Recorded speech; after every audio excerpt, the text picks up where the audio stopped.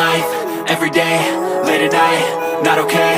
All I want, and I pray, all I need are some better days. Fuck me, I'm looking in the mirror, so foggy, but I've never seen clearer.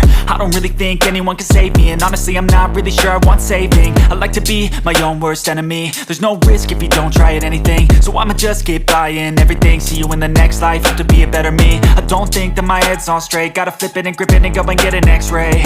What's wrong with me? I just feel weight pushing on my chest and it squeezes till I suffocate. Better change my mindset, meditate. It's pretty cool that I'm alive and have better days. I could walk, see, hear, I should celebrate. Think I could change my mind, maybe elevate.